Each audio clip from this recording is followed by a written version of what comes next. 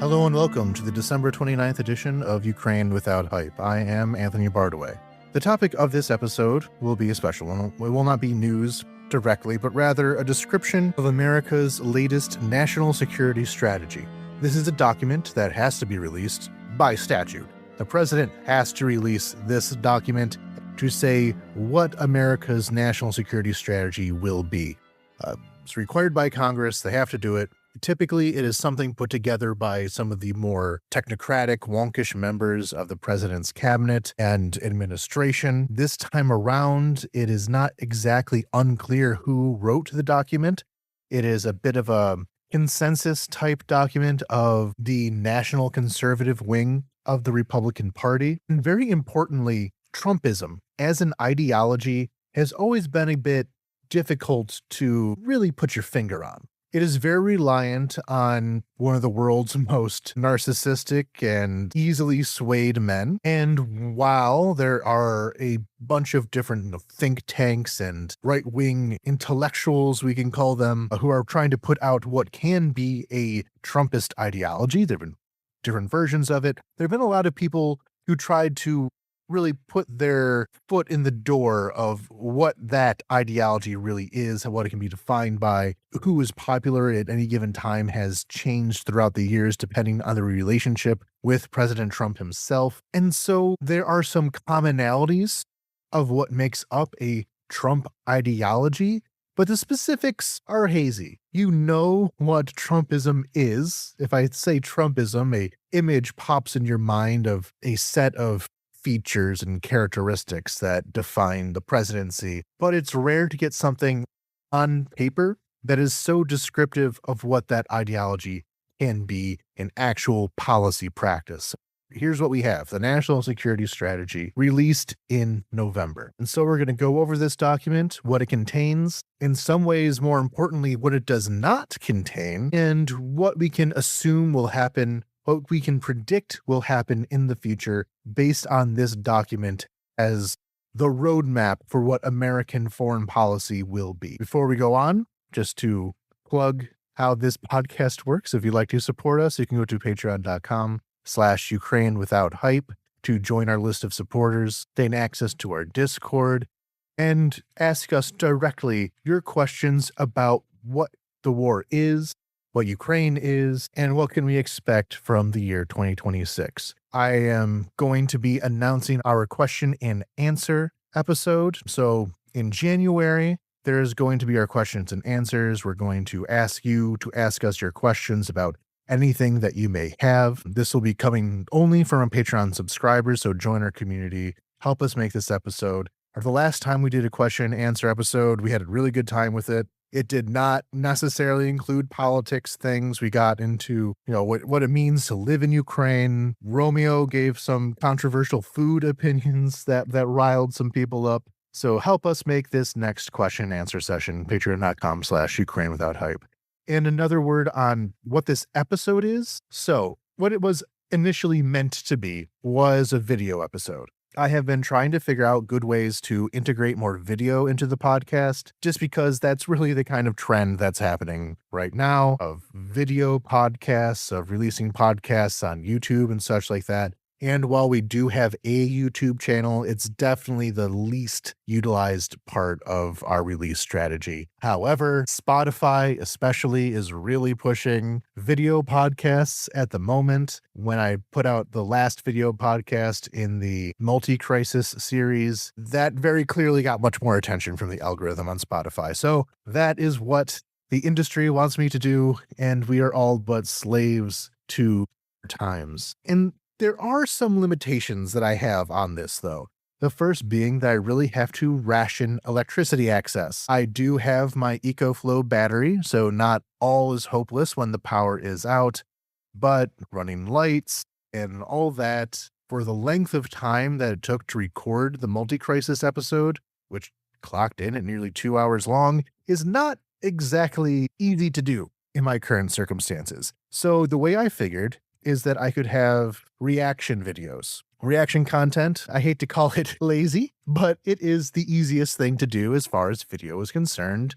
It's a very popular genre. If you've been watching a lot of YouTube, a lot of people who had previously made much more elaborate productions have shifted to a more reaction content style because of the ease of making it. And I'm not saying this to say that I'm trying to be lazy here, but considering the limitations that I have, I think that having shorter videos that do not require as much research into a specific topic that I have to go into for the usual episodes is the best way to actually do something in a format that inherently takes more time and resources to do. And so in these reaction videos, there can be an article, a movie, a video, or in this case, a very important document that I can go through, do a bit more deep digging into it, but keep the focus of that video specifically on this one thing that I'm reacting. So in the interests of transparency,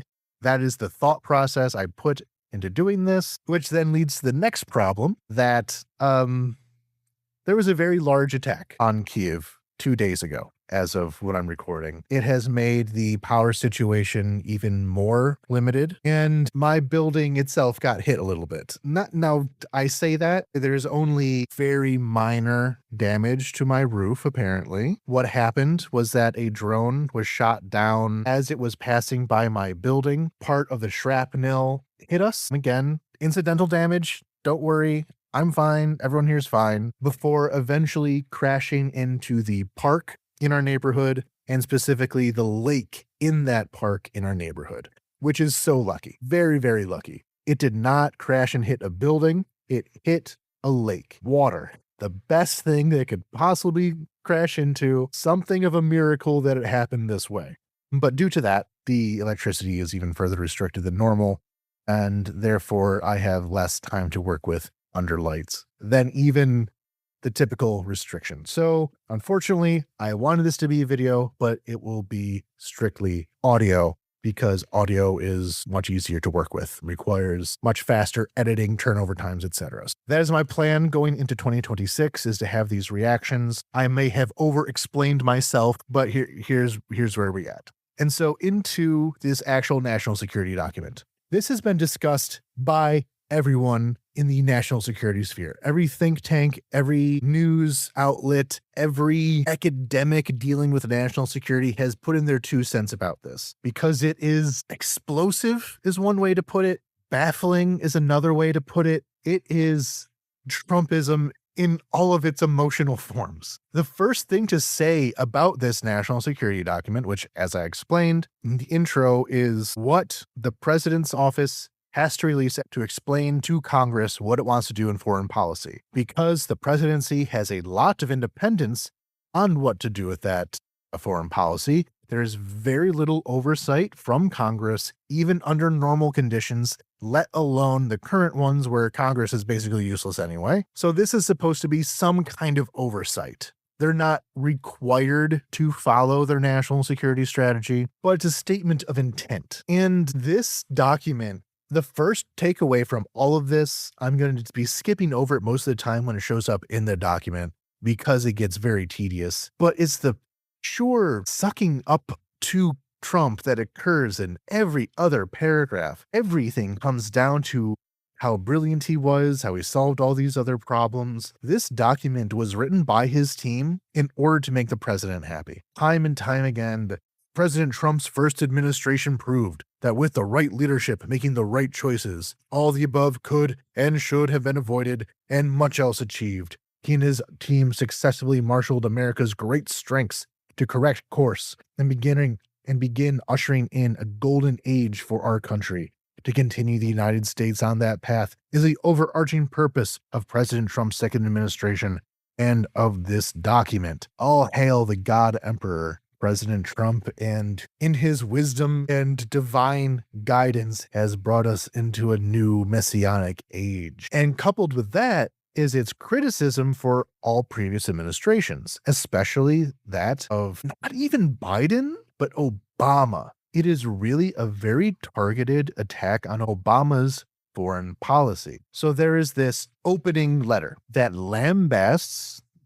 previous American administrations, again, mainly Obama when you read into it more, and how Trump has saved us from this decline. Quote, "Over the past 9 months, we have brought our nation and the world back from the brink of catastrophe and disaster. After 4 years of weakness, extremism, and deadly failures, my administration has moved with urgency and historic speed to restore American strength at home and abroad and bring peace and stability to our world. No administration in history has achieved so dramatic a turnabout in so short a time. Starting on my first day in office, we restored the sovereign borders of the United States and deployed the U.S. military to stop the invasion of our country. We got radical gender ideology and woke lunacy out of our armed forces and began strengthening our military with $1 trillion of investment. We rebuilt our alliances and got our allies to contribute more to our common defense, including historic commitment from NATO countries to raise defense spending from 2% to 5% of GDP.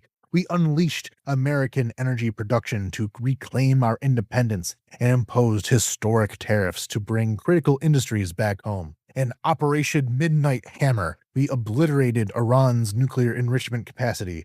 I declared the drug cartels and savage foreign gangs operating in our region as foreign terrorist organizations. And over the course of just 8 months, we have settled 8 raging conflicts, including between Cambodia and Thailand, Kosovo and Serbia, the DRC and Rwanda, Pakistan and India, Israel and Iran, Egypt and Ethiopia, Armenia and Azerbaijan, and ending the war in Gaza with all living hostages returned to their families. America is strong and respected again, and because of that, we are making peace all over the world. In everything we do, we are putting America first. What follows is a national security strategy to describe and build upon the extraordinary strides we have made. This document is a roadmap to ensure that America remains the greatest and most successful nation in American history and the home of freedom on earth. In the years ahead, we will continue to develop every dimension of our national strength, and we will make America safer, richer, freer,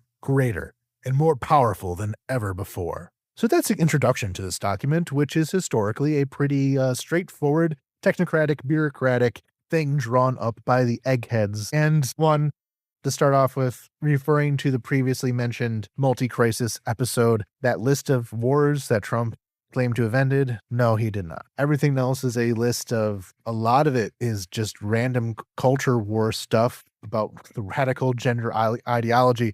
This is a document meant for domestic consumption to work up Trump's supporters, and really, ultimately, the audience for it is Donald Trump. In all things, everyone understands that Trump reacts to flattery. This is his own national security team flattering him to keep him on course of what they want to do.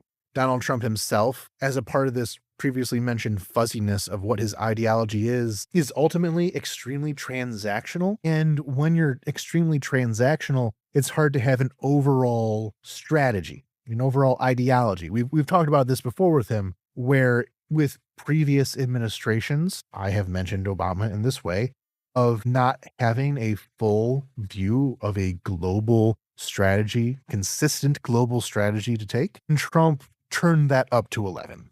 Where before there was broader strategies, regional strategies that may not have been perfectly executed, but they did somewhat exist. Whereas with Trump, these strategies did not exist. And therefore, his team of foreign policy people kind of have to do that for him. He's very easily distracted. This is trying to put him on track and doing that by flattering him and telling him how great everything is and how it's all his idea, really, if you think about it. Then we get to the introduction itself. In the introduction, it is this very broad statement of what everything means. It is what is American strategy, how America's strategy went astray. Essentially, the way they say this is that America put too strong of a focus on globalism, controlling the world, and therefore America must now contract to specific interests that show direct outcomes. Quote, a strategy is a concrete, realistic plan that explains the essential connection between ends and means. It begins from an accurate assessment of what is desired and what tools are available or can realistically be created to achieve the desired outcome. A strategy must evaluate, sort, and prioritize.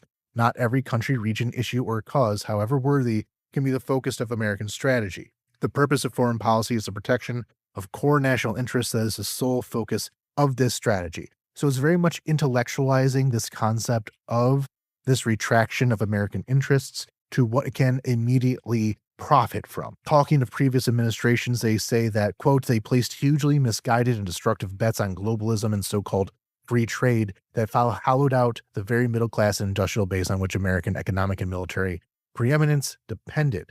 They allowed allies and partners to offload the cost of their defense onto the American people and sometimes suck us into conflicts and controversies central to their interests, but peripheral or irrelevant to our own. We have been predated on, essentially, the argument, and we'll get more into detail on this, especially when we begin to talk about Europe, is where this document really gets nutso bananas. Was this idea of America has been the victim of globalization. Well, globalization is the better term to describe a real thing. Globalism is the anti-Semitic dog whistle. They went with globalism.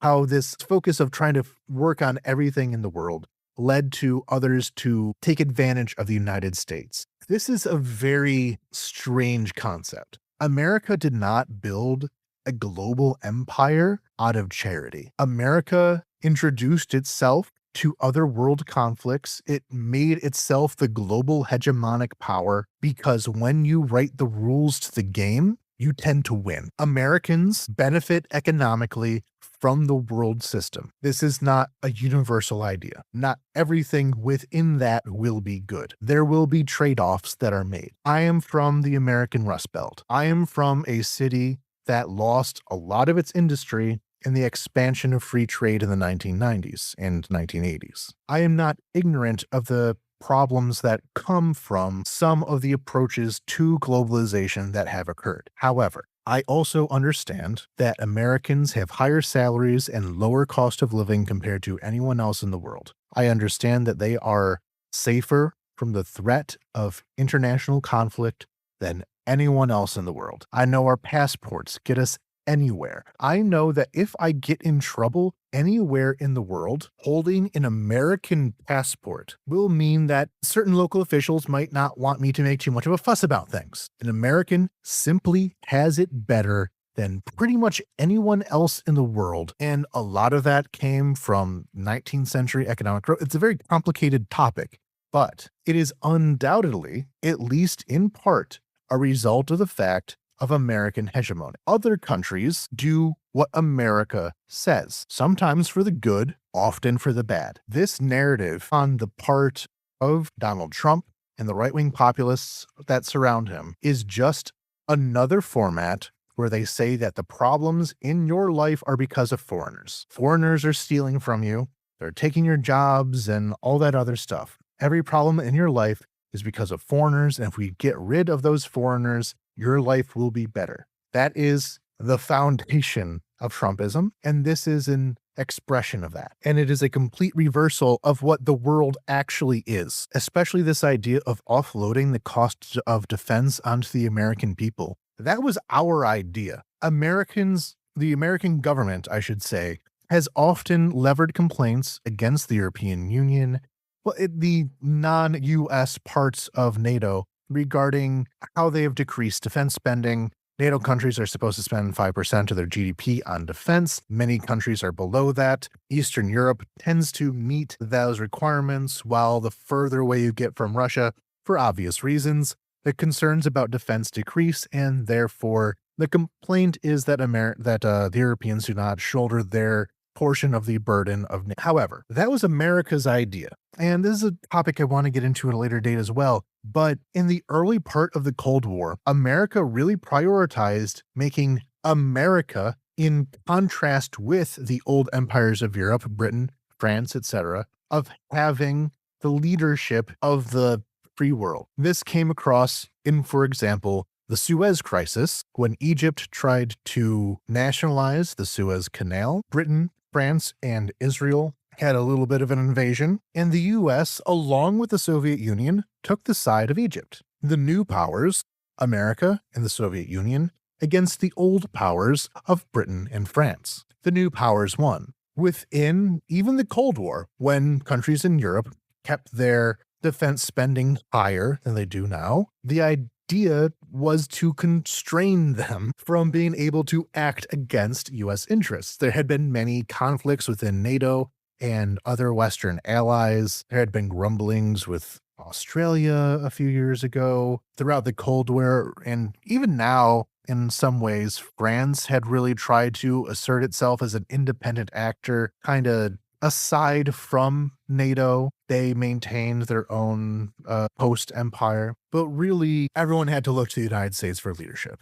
The dependency was something designed by America. This situation exists because we wanted it to exist. Or as with the case of other parts of the NATO alliance, one of the main phrases that was kind of a catchphrase ushered by the first NATO General Secretary or Secretary General was to keep the Russians out, the Americans in, and the Germans down was the purpose of NATO. So this was a joint decision by the United States and Europe for Europe to offload its security responsibilities onto the United States. So if we want to change that, sure, but stop acting like you're victimized by it. So then Trump's necessary correction, it says, with the right leadership making the right decisions, all the above could have been avoided. The flowery thing I stated before. So now it says, what does the United States want in general? When you're making a strategy, you have to outline what your goals are. Once you know what your goals are, you can sort out how you want to get there. But that's a secondary bit of importance. So what does America want? There's a list of things. Most of them are pretty flowery. I'll just go through them so you get the idea, though. We want full control over our borders, over our immigration system, and over transportation networks through which people come into our country, legally and illegally. We want a world in which migration is not merely orderly, but one in which sovereign countries work together to stop rather than facilitate destabilizing population flows, and have full control over whom they do and do not admit. This is bizarre to me. This is a foreign policy document, and right out the bat, they're saying that the primary concern of foreign policy is limiting immigration. That's not exactly a foreign policy issue. It's a domestic one, and it really fits into this overall strategy of foreign policy existing to flatter domestic policy regarding immigration, ideology, everything. We want the world's most robust, credible, and modern nuclear deterrent plus next-generation missile defense, including a golden dome for the American homeland, the golden dome being copied off the Israeli Iron Dome because gold is better than iron and everything has to be weird. A missile defense system around the United States because of all the missiles that Americans have to deal with, obviously. That's the priority. We want the world's most robust industrial base. American national power depends on a strong industrial sector. It requires not only direct defense industrial production capacity, but also defense-related production capacity. Cultivating American industrial strength must become the highest priority of national economic policy. And as we get into more of this, we'll see again and again about like half of this document is about serving American economic nationalism, about the ways in which America can renationalize its economy, about how it can act overseas to direct trade to the United States, and in some ways being somewhat mercenary in the use of military force. We want to remain the world's most scientifically and technologically advanced and innovative country, and to build on these strengths. We want to protect our intellectual property from foreign theft. America's pioneering spirit's key pillar of our continued economic dominance and military superiority must be preserved. 2 points on this. It really puts a lot of emphasis on the fact that China is stealing from us, that other countries are stealing from us. And while, yes, intellectual property theft is one major concern that the United States has, especially regarding China, but also other countries, it really tries to make it seem as though that IP theft is the core issue. And if we can only stop it from happening, that will change everything. We want to maintain the United States' unrivaled soft power through which we exercise positive influence throughout the world that furthers our interests. In doing so, we'll be unapologetic about our country's past and present, while respectful of other countries' differing religions, cultures, and governing systems. Soft power that serves America's true national interest is effective only if we believe in our country's inherent greatness and decency. Lots in that. American soft power is dead. This will certainly be a topic for the multi-crisis, but American soft power, this is the thing that you get from culture, from science, from when other countries want to be like you, that's soft power. And America's soft power has dropped right off a cliff within these past months of the Trump presidency. And most importantly, the part of it that is actually contributed to by the government. Most governments will have some kind of soft power initiatives. The Institut Français of France promotes French language, French culture, makes you like in France so that you'll promote French interests. Ultimately, America's soft power, as dictated by the government, came through Radio Free America, RFERL, and Voice of America.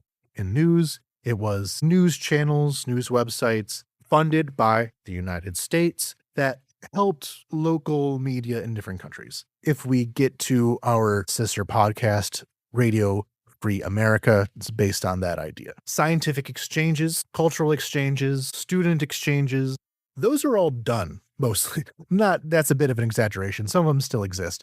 But to a great extent, this administration has really just dropped a ball on all of that.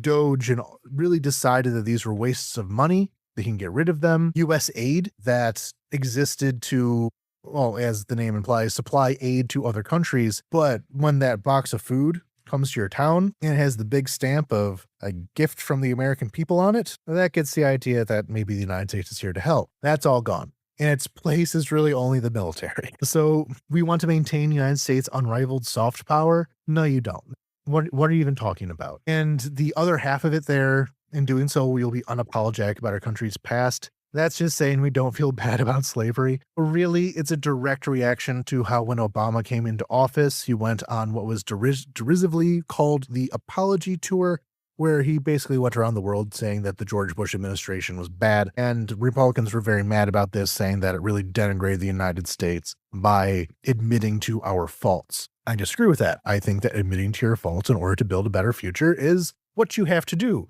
And in fact, the strain in the United States of saying that, yes, actually the Confederacy was bad was a very positive move forward for building a more humanistic version of the world. Unfortunately, others disagreed and were in fact very mad by that attempt. And so here we are. Finally, we want the restoration and reinvigoration of American spiritual and cultural health, without which long-term security is impossible. We want an America that cherishes its past glories and its heroes, that looks forward to a new golden age. We want a people who are proud, happy, and optimistic that they will leave their country to the next generation better than they found it. We want a gainfully employed citizenry with no one sitting on the sidelines who take satisfaction from knowing that their work is essential to the prosperity of our nation and to the well-being of individuals and families. This cannot be accomplished without growing numbers of strong traditional families that raise healthy children. There it is, Elon Musk with his weird fixations on more babies. And yes, strong family units are good.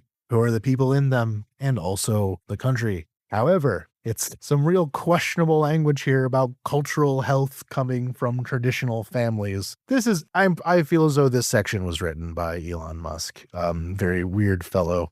So what do we want in and from the world? So what do we want from ourselves? Now what do we want from the world? We want to ensure that the Western Hemisphere remains reasonably stable and well-governed enough to prevent and discourage mass migration to the United States. You want a hemisphere whose governments can cooperate with us against narco-terrorist cartels and other transnational criminal organizations. You want a hemisphere that remains free of hostile foreign incursion or ownership of key assets. In other words, we will assert and enforce a Trump corollary to the Monroe Doctrine. I'll get into this in the area about talking about the Western Hemisphere, but in summary, America is going to focus on building an empire in the North and South America. We want to halt and reverse the ongoing damage that foreign actors inflict on the American economy while keeping the Indo-Pacific free and open, preserving freedom of navigation, all crucial sea lanes, and maintaining secure, reliable supply chains, and access to critical materials. We want to support our allies in preserving the freedom and security of Europe, and oh boy, does that get interesting, while restoring Europe's civilizational self-confidence and Western identity. Will we want to prevent an adversarial power from dominating the Middle East, its oil and gas supplies, in this case they mean, and the choke points through which they pass while avoiding the forever wars that bogged us down in that region at great cost. And we want to ensure that U.S. technology and U.S. standards, particularly in AI, biotech, and quantum computing, drive the world forward. So those are the things America wants. And these are all things that are pretty tied into later points, so I'll get to them later about Europe, Pacific, etc.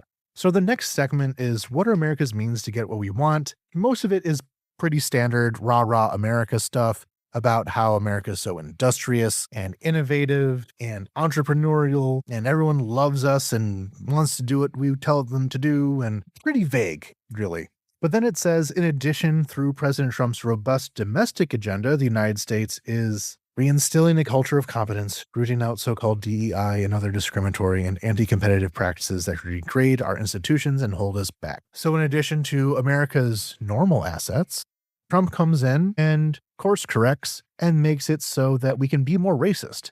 By being more racist, we become more efficient and therefore have a stronger presence on the world stage. And let's us be completely clear, that is what they mean when they complain about DEI. Diversity, equity, and inclusion. The HR stuff that tells you not to sexually harass your coworkers and not say racial slurs in the office, that is really the main scourge that has to be fought by the Pentagon. And then just a list of how his other various domestic policies make America better and therefore stronger and therefore more able to affect things globally. That's kind of the course here, is that Trump make things good and therefore everything becomes good. Very vague. So that leads us to what is the strategy itself. And once again, very strange wording. President Trump's foreign policy is pragmatic without being pragmatist, realistic without being realist, principled without being idealistic, muscular without being hawkish, and restrained without being dovish. Is not grounded in traditional political ideology, is motivated above all but what works for America. Or in 2 words, America first. President Trump has cemented his legacy as the president of peace, in addition to the remarkable success achieved during his first term with the historic Abraham Accords. President Trump has leveraged his deal-making ability to secure unprecedented peace in 8 conflicts, and goes more into what those 8 conflicts are, etc. And this is the tricky thing with its ideology, because I said this is a very ideological document, and in fact, one of the most specifically ideological documents that Trump has ever directly put his name to. But they don't really know what to do with that still, because once you put a name on something, it's easier to attack that name. So it's pragmatic without being pragmatist. So we're not going to tie ourselves to any of these particular principles. We're just going to do what works in that situation. And this is being put in a document where they have already complained about how past administrations would write, as they say, a wish list that is not connected by actual strategy. So we're already on page 8 here, and we have our main contradiction. And while I think the ideological processes here are pretty straightforward and easily read, they still don't want to commit to them. Again, after already criticizing other people for not committing to principles. Moving on. So what are the basic principles? 1, focused definition of the national interest. This document is meant to be specific and purposely leave out many things in the world that America will not care about. So if things are not mentioned in this document, it means that America ultimately does not care about. So this isn't a matter of how extensive the strategy is. The limitations on that are in fact deliberate. If nothing is said, there's nothing to be said. That simple. Peace through strength, predisposition to non-intervention, and we'll get to that. Flexible realism, which ultimately is a meaningless word, because you see realism as an ideology mostly deals with great power competition. And as I'll talk about at the very end of this episode, this document contains almost nothing about great power competition. It uses the word realist or flexible realism because it's trendy, and that some of the leading names in realism, such as Mearsheimer, have been, well, accommodating towards Russia. The primacy of nations. The world's fundamental political unit is and will remain the nation state. It is natural and just that all nations put their interests first and guard their sovereignty. The world works best when nations prioritize their interests. The United States will put our own interests first and, in relations with other nations, encourage them to prioritize their own interests as well. We stand for sovereign rights of nations, against sovereignty-sapping incursions of the most intrusive transnational organizations, such as, for example, the UN, the International Criminal Court, the International Court of Justice, the European Union, that kind of thing. And for reforming those institutions so that they assist rather than hinder individual sovereignty and further American interests. So this idea of all nationalisms being supreme is setting aside the importance of things such as international law international organizations, anything like that, that exist to provide a larger superstructure in which people can appeal to larger powers that does not explicitly rely on your own power in that scenario. In theory, in the International Criminal Court and other forms of international law, the law exists where everyone is equal. In reality, of course, this is not the case. Putin is wanted as a criminal. Obviously, that hasn't affected his life too badly. There are many criticisms of the international liberal system. Here, the priority is saying that doesn't matter. What matters is only the nation state. And by using that term, the nation state, these are two different concepts. People often speak of both nations and states as being synonyms. They are not. A nation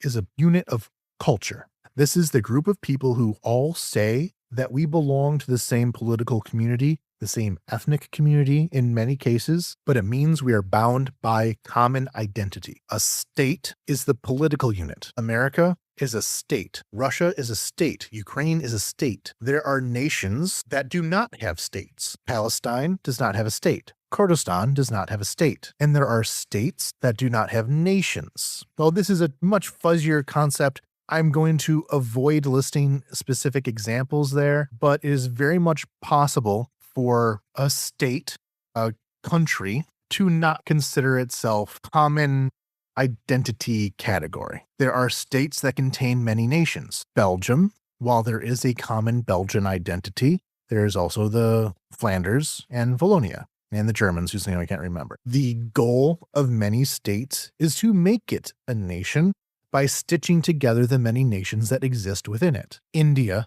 being a supreme example of that, where there is a common Indian identity that especially the current government is trying to promote, but that exists in some ways either in conflict or in cooperation with the local identities of being Punjabi, Tamil. This is a very complicated issue. The relationship between the nation and the state is very interwoven and requires a lot of direct knowledge of any particular country to tease out what these concepts mean in the context of that country. I would say that Russia is not a nation state. It is an empire. But here, they do not say the fundamental political unit is and will remain the state. They say the nation state. And this does not have to be particularly insidious, but in context with everything else, it kind of is. Because a nation state is inherently exclusionary. Who is not within the nation? Often in European history, there were people who were of the state, but not of the nation.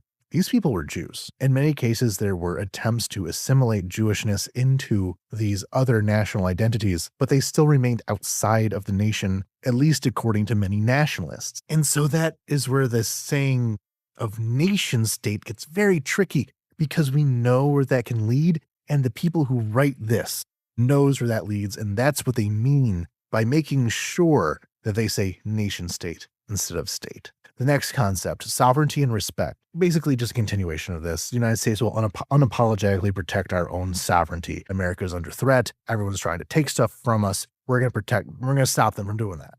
Balance of power. Here's another interesting one. The United States cannot allow any nation to become so dominant that it can threaten our interests. We will work with allies and partners to maintain global and regional balances of power to prevent the emergence of dominant adversaries. As the United States rejects the ill-fated concept of global domination for itself, we must prevent the global, in some cases, regional domination of others. This does not mean wasting blood and treasure to curtail the influence of all the world's great and middle powers. The outside influence of larger, richer, and stronger nations is a timeless truth of international relations. This reality sometimes entails working with partners to thwart ambitions that threaten our joint interests. Russia. This is talking about Russia without saying Russia. So does the United States have an idea that maybe it's bad for regional powers to assert themselves however they so wish, be it with Russia or any other country? There's a lot of potential secondary powers in the world, but that doesn't mean America has to do anything about it. Pro-American worker, again, this is all very much tied to American economic issues. Fairness, the whole world, again, is trying to leech off of us, and we have to prevent that. Competence and merit, again, this idea that America's weakness has been that we're not racist enough. American prosperity and security depend on the development and promotion of competence Competence and merit are among our greatest civilizational advantages, where the best Americans are hired, promoted, and honored. Innovation and prosperity follow. Should competence be destroyed or systematically discouraged, complex systems that we take for granted, from infrastructure to national security to education and research, will cease to function. Should merit be smothered, America's historic advantage in science, technology, industry, defense, and innovation will evaporate. The success of radical ideologies that seek to replace competence and merit with favored group status would render America unrecognizable and unable to defend itself. At the same time, we cannot allow meritocracy to be used as a justification to open America's labor market to the world in the name of finding global talent that undercuts American workers. In our every principle and action, America and Americans must always come first. Just anti-immigration, etc. Which gets into the priorities, which is really just repetition. The era of mass migration is over. Priority: stop immigration, protection of core rights and liberties, and this will be important when we get to Europe. Protection of core rights and liberties. The purpose of the American government is to secure the God-given natural rights of American citizens. To this end, departments and agencies of the United States government have been granted fearsome powers. Those powers must never be abused, whether under the guise of de-radicalization, protecting our democracy, or any other pretext. When and where those powers are abused, abusers must be held accountable. In particular, the rights of free speech, freedom of religion and conscience, the right to choose and steer our common government are core rights. Those never be infringed. Regarding countries that share or say they share these principles, the United States will advocate strongly that they upheld in letter and spirit. We will oppose elite-driven, anti-democratic restrictions on core liberties in Europe, the Anglosphere, and the rest of the democratic world, especially among our allies. These terms, such as free speech, these are all nonsense.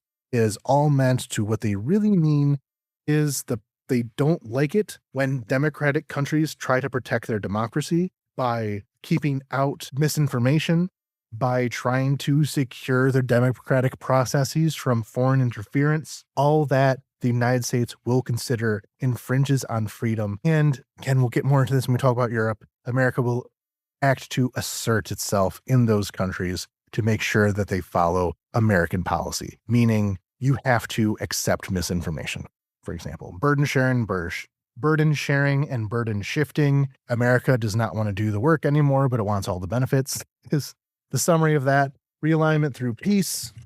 Again, Trump is the peacemaker, despite his ability to actually create peace. Economic security, a long list of things right here. Reindustrialization, reviving defense industrial base, economic development. The purpose of American foreign policy is to promote the American economy in a very niche understanding of that term, of economic protectionism, of extractionism, of basically 18th century mercantilism. But this is all kind of fluffy nonsense, everything that we've been talking about thus far. How does this actually relate to the real world, real policies? How will these principles and priorities reflect themselves in reality? And so the remainder of this document breaks things down by region. These regions being the Western Hemisphere, Asia, Europe, the Middle East, and Africa. So one by one. What does America intend to do in each of these regions? And there are some real through lines here. In every single one of these sections, the focus is first and foremost on steering the economies of those regions to the benefit of the United States, to make it so that the United States exports more than it imports, that there is a lot of trade protectionism, that other countries do not take advantage of the United States from an economic standpoint, to limit free trade, that kind of thing. That is all a part of each of these sections. But where the sections differ get very fascinating, and some of these you have to read between the lines. So we're going to start with the Western Hemisphere. And I mentioned this earlier in the summary. They really want this word to happen. The Trump corollary to the Monroe Doctrine. If you're not aware, the Monroe Doctrine was originally a statement by President Monroe that said that European powers had to stay out of the Western Hemisphere. It did not necessarily mean that America was in charge or anything like that. That came later, but that Britain, France, Spain, everyone had to leave the Western Hemisphere, North and South America alone. This was later expanded, especially under Teddy Roosevelt, to say that America had the duty to kind of intervene in these countries. This was, of course, not developed by Teddy Roosevelt himself. there had been Americans intervening all over Latin America. America has had, or Americans, not always the American government, sometimes the American government, but often just really rich Americans, have been very powerful in Mexican politics for as long as there has been a Mexico. But as we get into the end of the 19th century and America really trying to enter the world of the imperialist powers, the strategy in the Western Hemisphere had been that America is allowed to intervene in these countries. You can really draw up a list. America has meddled in the affairs of pretty much every Central American country, at least. Many of the South American ones, many of the Caribbean ones. We are all over the place in the Western Hemisphere, which is why it is very fascinating how Trump wants to call this the Trump Corollary. Here's what it is. Our goals in the Western Hemisphere can be summarized as enlist and expand. We will enlist established friends in the hemisphere to control migration, stop drug flows, and strengthen stability and security on land and sea. We will expand by cultivating and strengthening new partners while bolstering our own nation's appeal as the hemisphere's economic and security partner of choice. After years of neglect, the United States will reassert and reinforce the Monroe Doctrine to restore American preeminence in the Western Hemisphere and to protect our homeland and our access to key geographies throughout the region. We will deny non-hemispheric competitors the ability to position forces or other threatening capabilities or to own or control strategically vital assets in our hemisphere. This Trump corollary to the Monroe Doctrine is a common sense and potent restoration of American power and priorities consistent with American security interests. This isn't new. America has been fluxing political, economic, and diplomatic power throughout Latin America through most of its history. Every president has done it for a very long time. This isn't new, but he just wants to put his name on it. And maybe we can take this Trump corollary to mean that it'll be more aggressive than it had been in the past, but only what's your starting point for when the past and present bump into each other? Certainly not the 80s. They're all over the place in the 80s. But then it's still the corollary. A corollary is supposed to be in addition to something. This just bothers me. He's trying to make the Trump corollary a thing.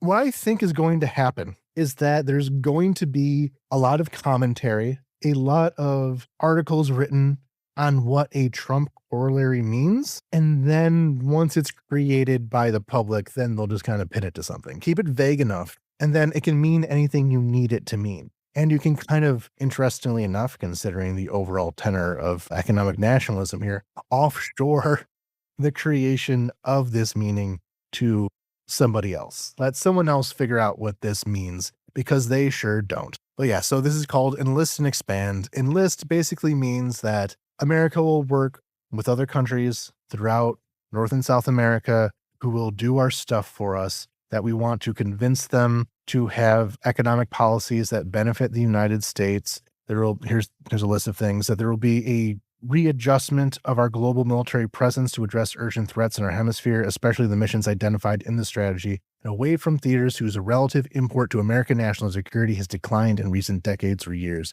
This is the most important part. American military is not going to be decreased, but it'll be redeployed to Latin America. And what they will do there is what we're seeing in Venezuela right now. A more suitable Coast Guard and Navy presence to control sea lanes, to thwart illegal and other unwanted migration, to reduce human and drug trafficking, and control key transit routes in a crisis. This is specifically what we're talking about with Venezuela. At the moment, there is a blockade of Venezuela, and they are shooting at boats and killing people who may or may not be drug traffickers. In some cases, certainly are not. But this idea that the Navy and Coast Guard has to exist, or has to not just exist, has to be expanded role in these areas to control any sea-based traffic. Target deployments to secure the border and defeat cartels, including where necessary the use of lethal force to replace the failed law enforcement strategy of the last several decades. This is not even national security. This is just talking about border control, which is very noticeably on the American side of the border, unless they want to change that. That's not foreign policy. Establishing or expanding access in strategic important locations. Vague statement, whatever. Well, this idea of enlisting means to get other countries to do it for us. We are sending a lot of our immigrants, and in some cases, not even immigrants, In some cases, American citizens are now being deported, but this all has to rely on the use of places like El Salvador, where there may be a fuzzier legal situation. America's done this in the past. We have outsourced our torture programs, especially during the Bush era, these CIA black sites that we knew that we can do some things in other countries that we would not legally be able to do in the United States. This is part of the reason why Guantanamo Bay in Cuba exists, why Gitmo, as it's called, was used to torture people, because you couldn't do that in an American prison. But because of the extraterritoriality of this American base in Cuba, it was outside of some jurisdictions.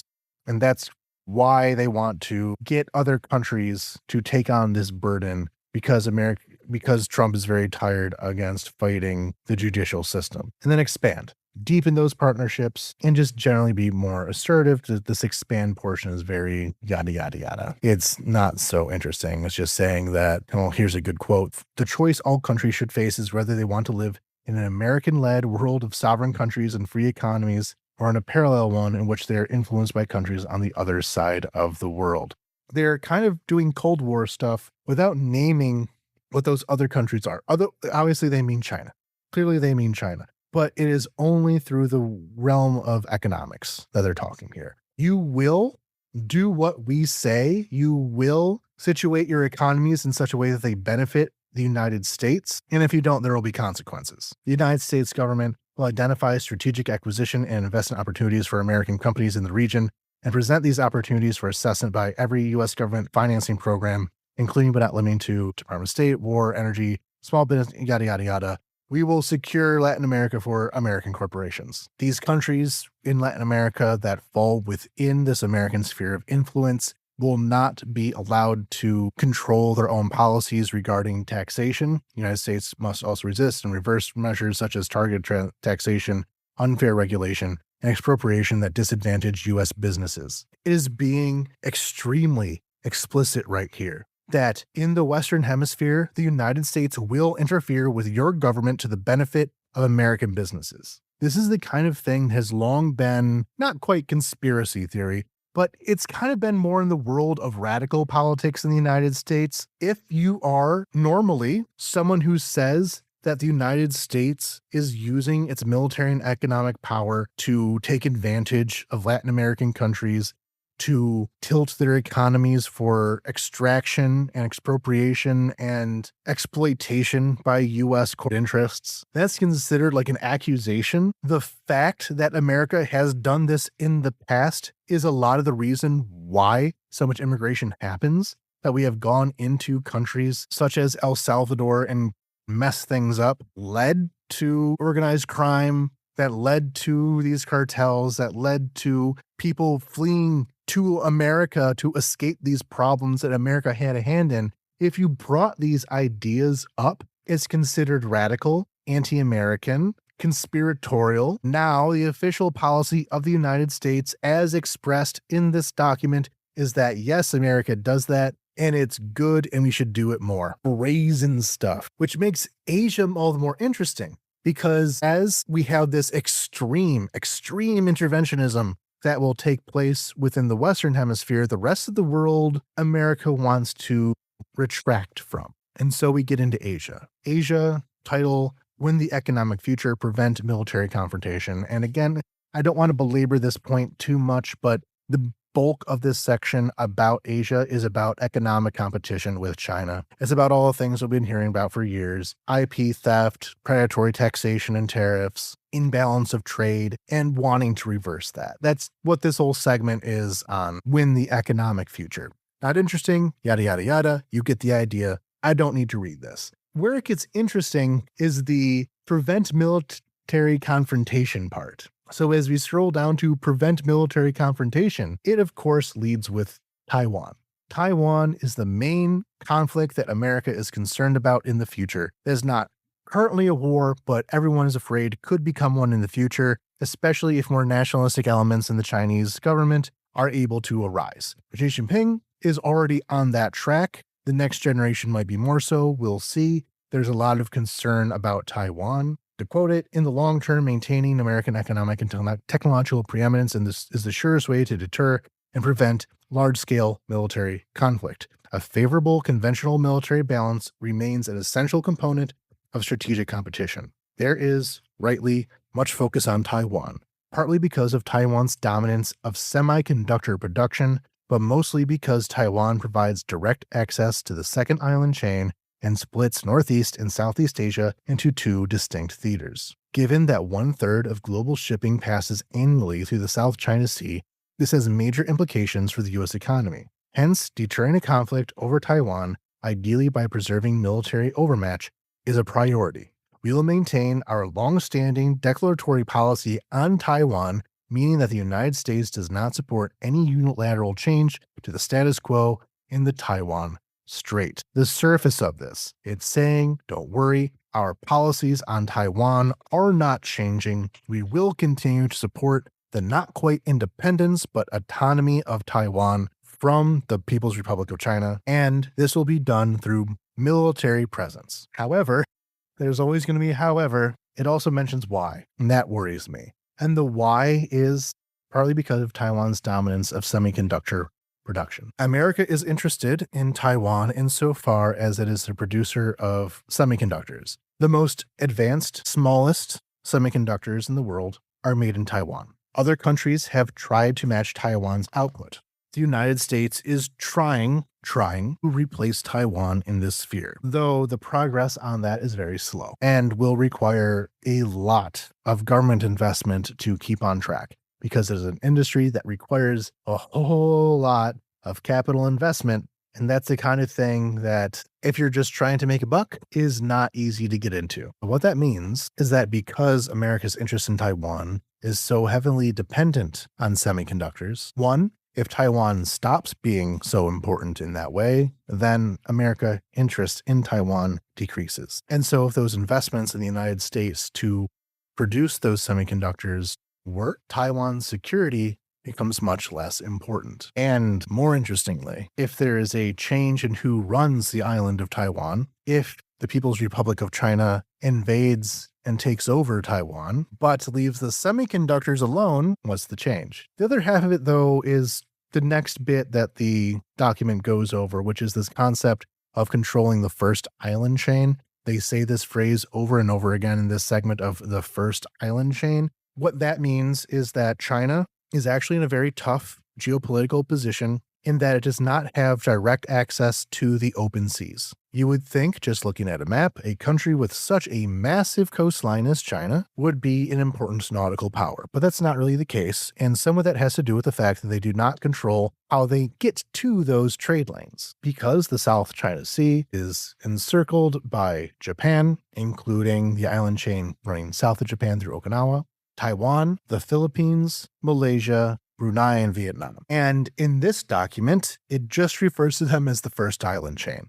Not countries, not peoples, states that we have to work with, but just the first island chain and political partners in the first island chain. The Philippines is the center of that, and it is an important American ally, a treaty ally, an ally that we are bound to defend. Not to mention them. The people who live there don't matter, just the land, the islands they are on.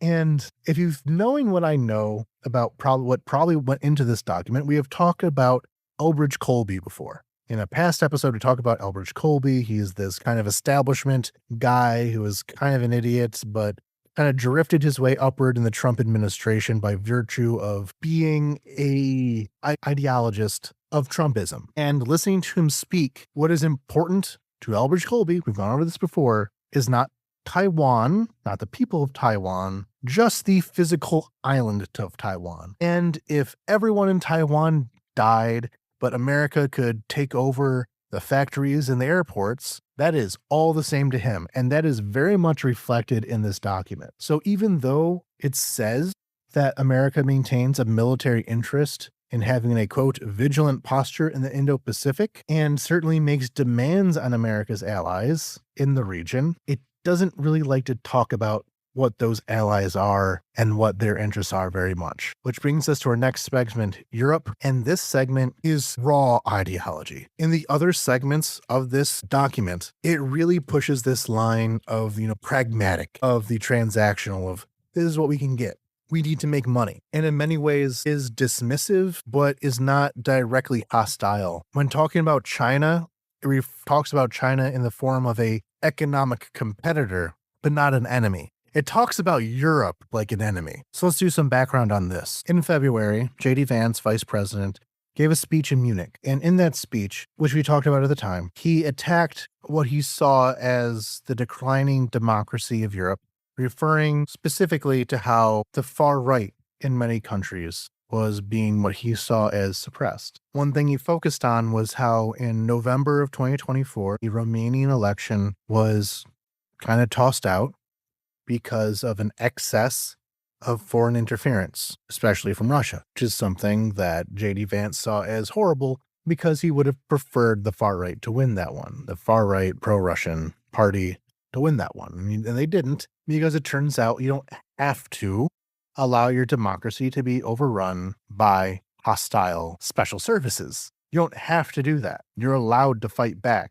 But that is considered a violation of free speech. And this idea had been kicking around in a lot of the American far right, the national conservatives, these people that we talked about in our Vance episode, our J.D. Vance episode of last year. This ideological background that he comes from is very interconnected with the European far right. These national conservatives are very tied into Hungary. Again, we had a Hungary episode where we talked about that again. This is an ongoing topic that we cover on this podcast, is what I'm saying. If this is your first time listening to me, this was a bad first episode to choose because it is unusual. But if you're a long-time listener, you've heard me talk about this before. The nationalists are far more international than the rest of us. A far-right person in the United States is quite often tied into the electoral politics of the far right, and especially Britain, but also Hungary, Germany, and elsewhere. And when they came to power, through the MAGA movement, through the Vance faction especially, they began to take it upon themselves to benefit the far right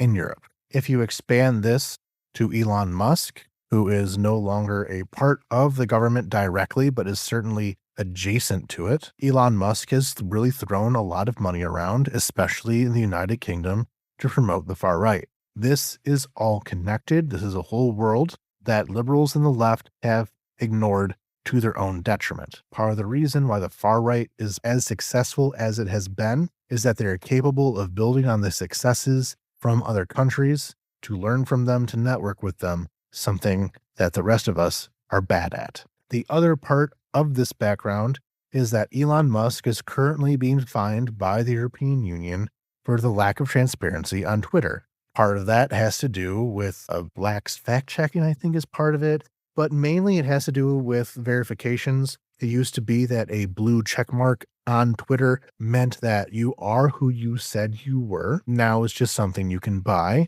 but it is still called a verification. It's all very stupid, but it's lying. It's lying about what a blue check mark is. That's a violation of consumer rights and is being fined for it. He's very mad about that, and so the United States is at present in a bit of a kerfuffle with the European Union, to put it very lightly. It's going bad. America is abandoning Europe. Europe, you must stand on your own 2 feet. America is now basically an enemy. I'll get to this rant later, but here's what they have to say in this document about Europe. Quote, American officials have become used to thinking about European problems in terms of insufficient military spending and economic stagnation. There is truth to this, but Europe's real problems are even deeper. Continental Europe has been losing share of global GDP, down from 25% in 1990 to 14% today, partly owing to national and transnational regulations that undermine creativity and industrialness. He's talking about Twitter. Of course. They're talking about Twitter right there. But this economic decline is eclipsed by the real and more stark prospect of civilizational erasure. The larger issues facing Europe include activities of the European Union and other transnational bodies that undermine political liberty and sovereignty, migration policies that are transforming the continent and creating strife, censorship of free speech, and suppression of political opposition, cratering birth rates, that's fixation on birth rates, and loss of national identities and self-confidence. Should present trends continue, the continent will be unrecognizable in 20 years or less. As such, it is far from obvious whether certain European countries will have economies and militaries strong enough to remain reliable allies. Many of these nations are currently doubling down on their present path. We want Europe to remain European, to regain its civilizational self-confidence, and to abandon its failed focus on regulatory suffocation. Heavy stuff there. It is the business of America to ensure that Europe remain European, as is being threatened by declining birth rates and immigration. This is a statement of official government support for the promotion of white nationalism in Europe. From the perspective of Ukraine anyway, pro-Russian forces, political forces, such as the Alternative for Germany Party in Germany, Reform UK in Britain, Le Pen in France, Orban in Hungary. Every country has a version of this, and they have been making gains. It is now America's policy to support them in doing that, their connections to Russia. Reform UK itself, currently, right now, in the middle of a scandal where some of their party officials turned out to be working for Russian spies. These are connected concepts. This Nationalist International works to the benefit of Russia. And from where I'm sitting in Kiev, what that means is that America is going to interfere in European politics in order to install white nationalist and pro-Russian political parties in Europe, political parties that will then go on to weaken the European Union as well as weaken Ukraine. This is big. I don't feel as though this segment specifically has gotten the kind of news coverage that it should have. I said this top, I know that all the think tanks and stuff were talking about this. This is wonky stuff. This is expert stuff. This is academic stuff. This should be the kind of thing that is put in front of every single American. America is exporting fascism. More on Ukraine, though, is that this whole section about Europe does not talk about Russia as an enemy. And in fact, says that the priority here is, quote, reestablishing strategic stability with Russia. Strategic stability meaning giving them what they want. Because once they get what they want, then everything will be fine and lovely and dandy, and there won't be any more Russian invasions of anybody. Ukrainians can die, but that was a sacrifice that they're willing to make for strategic stability with Russia. Though he throws in a tiny little line about retaining Ukrainian viability as a country. Now, there is something here that does make a point, though. It does call out European hypocrisy on Ukraine about how, while a lot of European leaders have talked a big talk, they have not necessarily walked that walk. How they have continued to buy, especially hydrocarbons from Russia, just through more indirect means. That is a problem. I will criticize Europe again and again for not standing strong enough on Ukraine. This will be the topic of our next episode, I think, talking about the new year. So I'm not going to tie us all up that much on this. But yeah, Europe hasn't been good enough on this. They should be better. But the explanation for why Europe hasn't been better has been, just listen to it. Quote, regarding Russia and Ukraine. A large European majority wants peace, yet that desire is not translated into policy, in large measure because of those governments' subversion of democratic processes. This is strategically important to the United States, precisely because European states cannot reform themselves if they are trapped in political crisis. Because, what it's saying, the argument here, is that because European countries are suppressing this pro-Russian majority, or at least quote-unquote pro-peace majority, whatever that is supposed to mean, is doing so through undemocratic means and is weakening their legitimacy as countries. And really, the European masses want a capitulation to Russia, but their overlords are stopping them from getting them. This is a complicated one to tease apart. What does it mean to, quote, want peace? What will you take to obtain that peace? Are peace and war really the opposites of each other? Or is occupation a continuation of war? Or is it a condition of peace? It's a very loaded term. But what they want you to think through this sentence is that Europe doesn't really want to help Ukraine at all. It's just being dragged into war by Europe, which is a line straight out of Viktor Orban. There are some other comments here on what actions America will take. The first interesting one, enabling Europe to stand on its own feet and operate as a group of aligned sovereign nations, including by taking primary responsibility for its own defense without being dominated by any adversarial power. We don't want to protect Europe anymore. America will be at least stepping back from NATO and its obligations through NATO to protect its allies. It no longer wishes to be in NATO ultimately, though that's a harder thing to say here, but they certainly have a very specific role of what they want Europe to be replaced with. And it's not one that is stronger, more independent, that has its own military production, because America has gotten quite irritated at Europe for increasing its own production capabilities because it's seen as a threat to American industry. But then we get to this next one, building up the healthy nations of Central, Eastern, and Southern Europe through commercial ties, weapons sales, political collaboration, and cultural and educational exchanges. We already talked about how those cultural and educational exchanges largely don't exist anymore, but it's this focus on Central, Eastern, and Southern Europe. I don't quite understand Southern Europe as part of this, to be completely honest, but Central and Eastern Europe have historically been the most pro-American parts of the European Union. They often have had met their funding obligations through NATO, and in many ways, the nations of Eastern Europe in the EU are the ones that are most prepared for war with Russia because they're the ones that will probably be invaded by Russia next. Poland, Latvia, Estonia, Lithuania, Romania, these countries that are right next door, and really a spillover of the conflict would be bad. So on one hand, they're trying to say that these are the good countries in Central and Eastern Europe. And really the reason they want to say that is because these countries tend to be more conservative. They tend to have fewer immigrants, etc. And though there's been a very bizarre fetishization of Eastern Europe by the far right, another topic, never mind. But it does focus on these countries as who America really does want to help because they really do follow through with their commitments and love America so much. But American withdrawal from NATO, not full withdrawal, but you know what I mean, this stepping back from NATO, the stepping back from security guarantees to Europe mean that those Eastern European countries are exactly the ones that are being threatened by this policy change, and therefore have led to the populations of these countries taking a much dimmer view on Trump than they had before, because he's throwing them to the wolves. I can't believe I almost forgot this part of enabling Europe to stand on its feet and operate as a group of aligned sovereign nations. That aligned sovereign nations part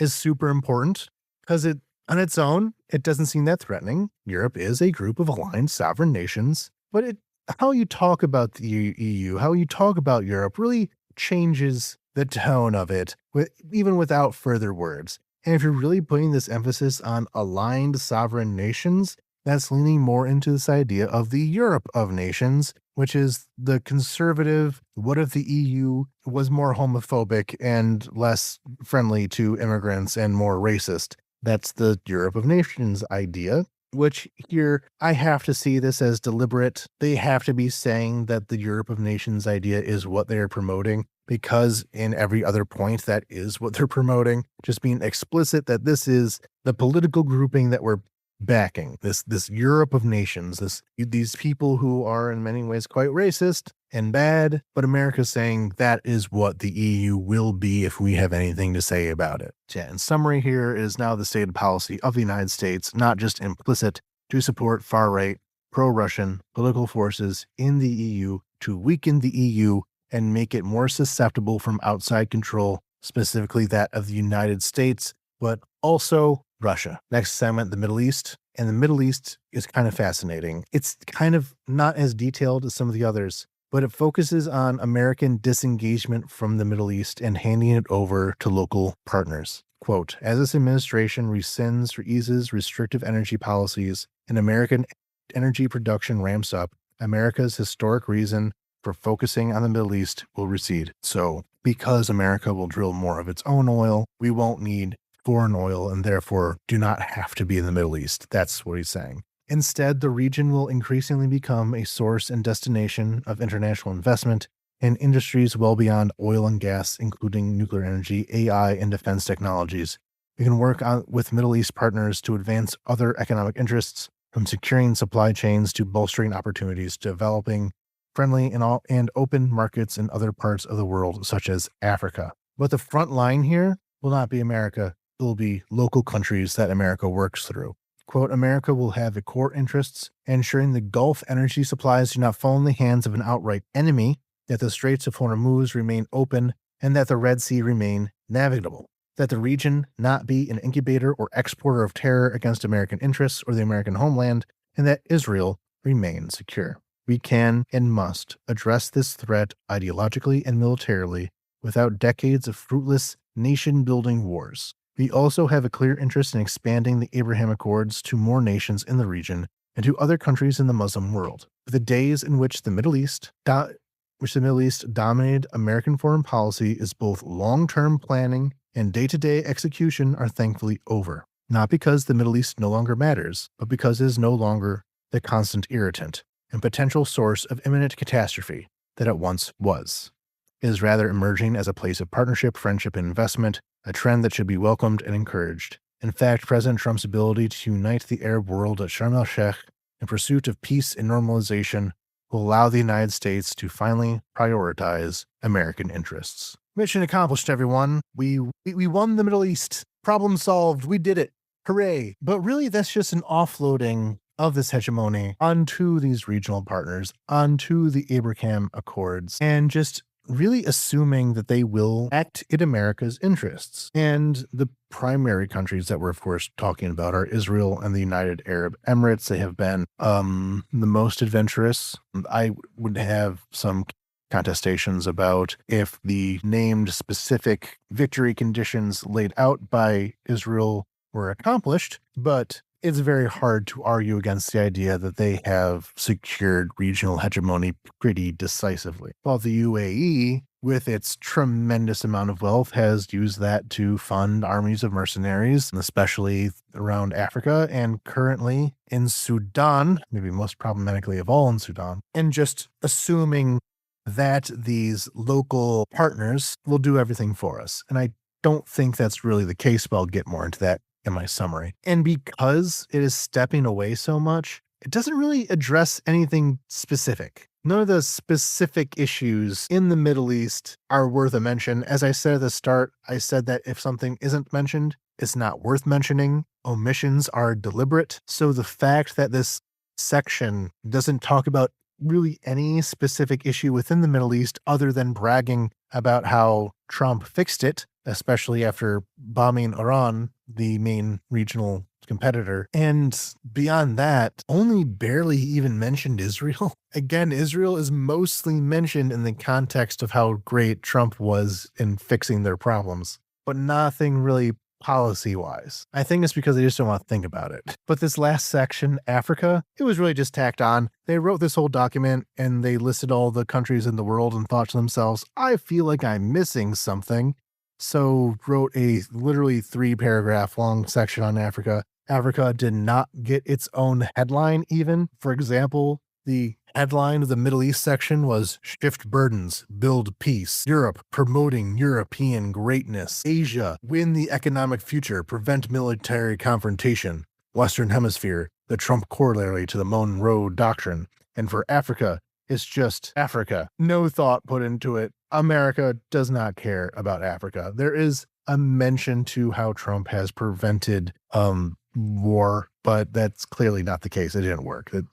Again, Sudan, horrifying things happened in Sudan, ongoing wars in the Congo. I don't need to get into it, except to say that this document certainly did not get into it either. With one whole quote from it, just for completion's sake, the United States should transition from an aid-focused relationship with Africa to a trade and investment-focused relationship, favoring partnerships with capable, reliable states committed to opening their markets to us goods and services.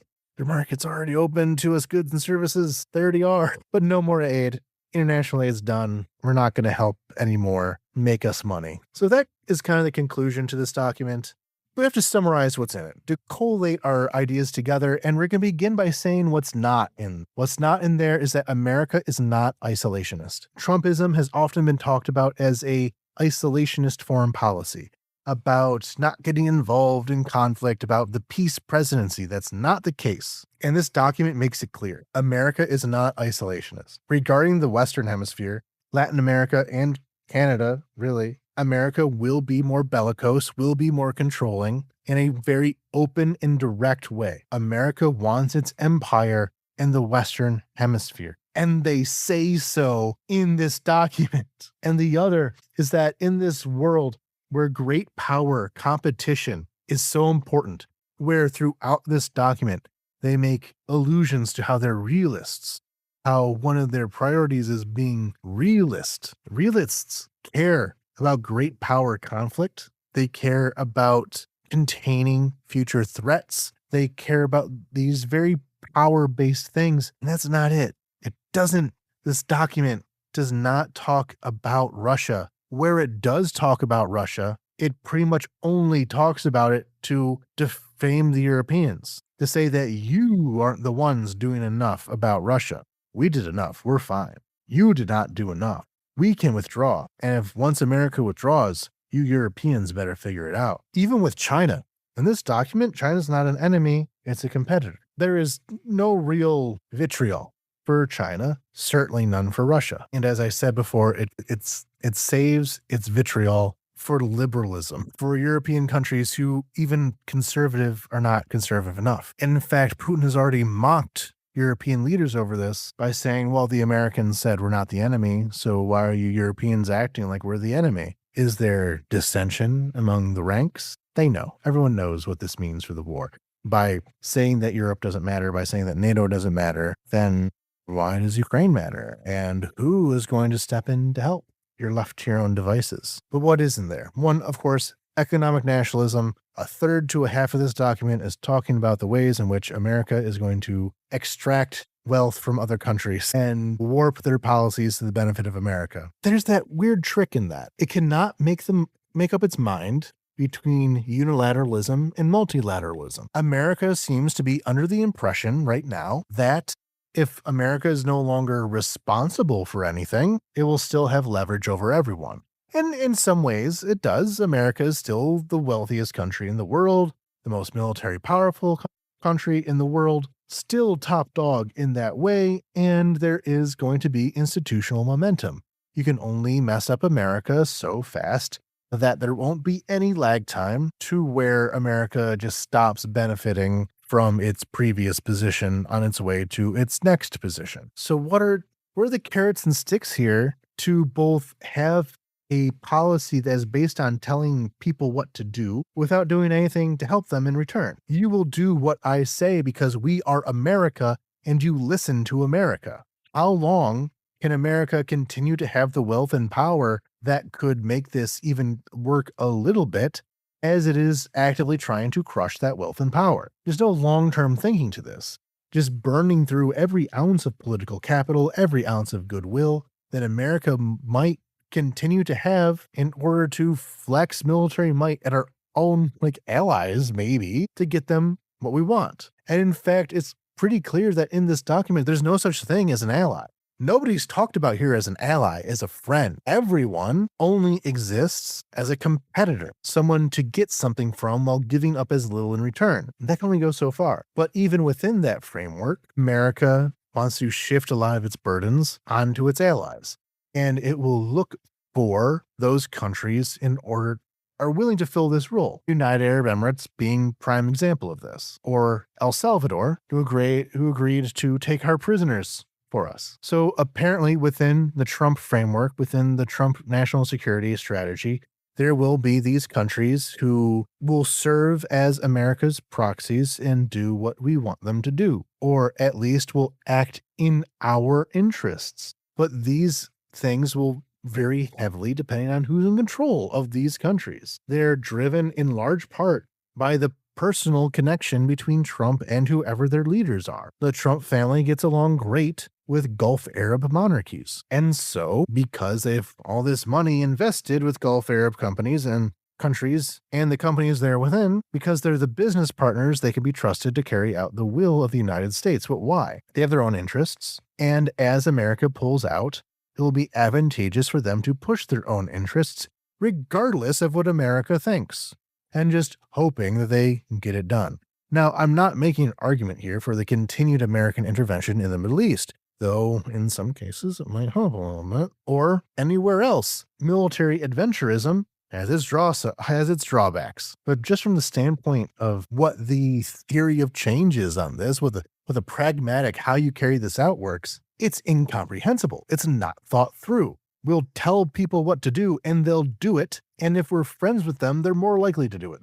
That's it. The soft power is gone. There's only coercion. So what else is in here? I said there's not great power competition, but there is great power cooperation. This talk of maintaining security balances with Russia. The fact that there doesn't seem to be much in there about countering Chinese diplomatic influence in South Asia or anything like that. The underlying idea here is that essentially the world will be split up between spheres of influence, and that China, Russia, and the United States will, in large part, agree to split these spheres of influence.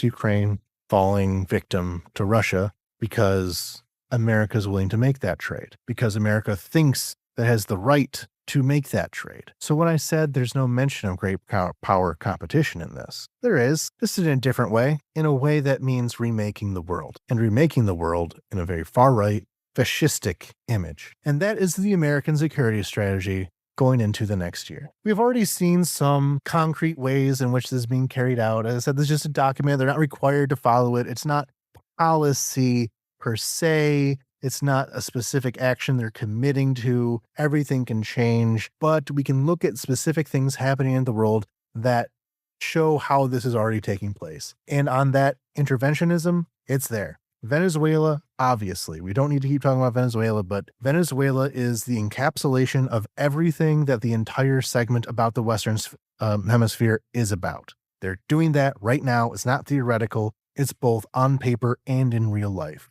But also Nigeria. I mentioned how Africa is barely mentioned. It does talk about some interventions. It does talk about how Trump is so great and was able to bring peace to African conflicts. But recently, America decided to interfere in Nigeria with the launch of several Tomahawk cruise missiles to disrupt the Islamic State.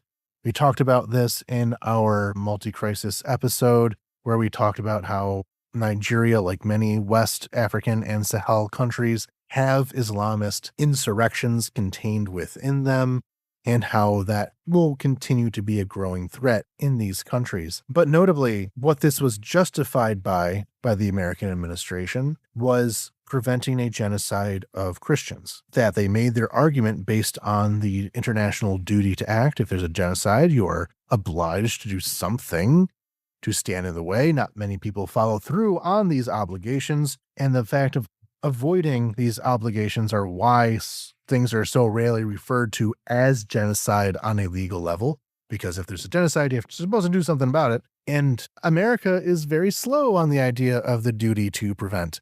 But apparently the duty to prevent came into full play with Nigeria. And this was argued because they claimed there was a Christian genocide happening in Nigeria. There is not. There is the kinds of violence, the kind of conflicts I had already described in the multi-crisis episode, but it's not what the American administration said. And on a certain level, true understanding, I'm not saying this is wrong, is that this was standard liberal interventionism. There is a genocide happening, and therefore it is our duty to step in and prevent this genocide. That's not really quite what they were saying. This idea of Christian genocide has been a rallying cry for the Christian right in America.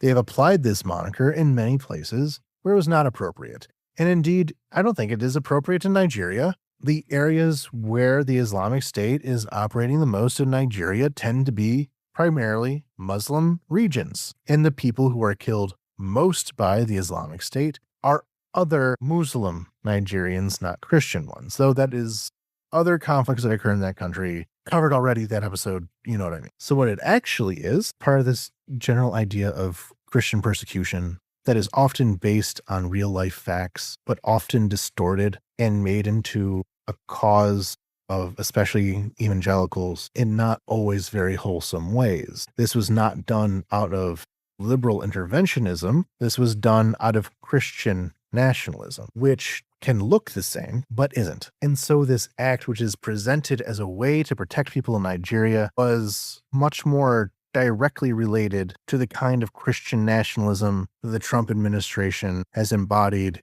in many other ways, primarily domestic, involving abortion, for example, of the trends within the Christian far right towards excluding non-Christians from the American nation, of Christian nationalism. And interestingly, very little concern about Christians being killed in Ukraine. So very, very tricky stuff. And the other part is that the American military bureaucracy has already begun to shift to this strategy. So historically, there have been commands, regional commands in the U.S. military, NORTHCOM, SOUTHCOM, CENTCOM, etc. These are now consolidated into Western Hemisphere Command and everyone else. So the very structure of the American military is already designed with this idea in place of hemispheric control in the Western Hemisphere, in Latin America and Canada, while the rest of the world is all clumped together as the other thing that we don't care about as much. So that is the American National Security Document. Thank you all very much for listening. I certainly rambled far longer than I had intended to ramble.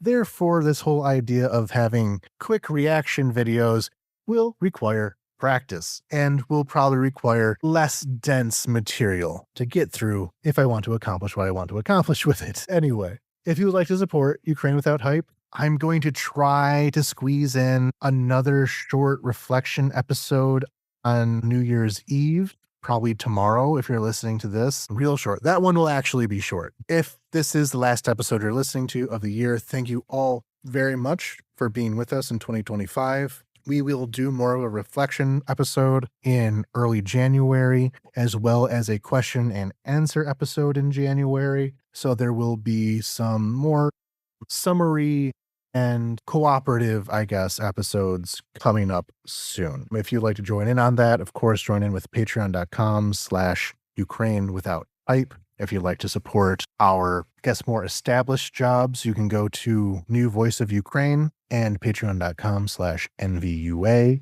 That's New Voice of Ukraine, the newspaper that I work for. It's been a rough year. We'll be talking more about that rough year, talk more about the reflections on that. You're all great. Thank you all very much for sticking with us. Thank you all very much for continuing to put your attentions on Ukraine. And depending on when you're listening to this, if you get something else before or after, still the sentiment remains Happy New Year. And to thank all of our wonderful subscribers who have carried us through 2025 and I hope will bring us into 2026. Thank you all very much to Randy McNerlin, the voices in my head are from Big Pharma, Kyle Smith, Damascus Medusa, Giorgio, David Shepard, Vanica Kretskaya, Mike, Michael Drucker, PLM, Arminius, T. Bart, Barbara, Devi, Anonymous, Michael Wickman, Jenny Louise, Marguerite, Kevin Alberton, Silas Frank, Dimitri Litvin, Dennis Napalm, James Burke, Megan, Elizabeth Hughes, Nick Nazin, Andy S., John Gates, Sanjay, Grace Krause, Laura De Leon, Had to Laugh, Jacob Holm, Justin Devendorf, Chris Bennington, Levy Grove, James Wise, Alex Rochmal, Aidan McDonald, Jerd, Victor Matei, Scott Tokayuk, Etienne Saleh, Anastasia, Captain Technical, Evelyn, Veronica Aim, Matt Miller, Julia Lindsay, Emily Bavona, Scott Burry, Anonymous, Subtle Knife, Sander Bongers, Marianne, RDK, Francois, Laurie Halila, Justin R., Christopher Yee, Lemoninkin, Demetrio, Ursula Zolenkoff, Noah Brown, Glowing Wind, Can Dystopian Fiction, Please Remain Fiction, Marcus Naskis, Andrew Glenn, Zay Perry, William Brown, Abel Lenz, Kiwi Valley, Dana Jones, Joseph Verlone, Yellow Duck, Anonymous, Bucktron 2021, Florian Kunkel, and Matthew Rowe. Thank you all very much. Happy New Year. And until next time, Slava Ukraini!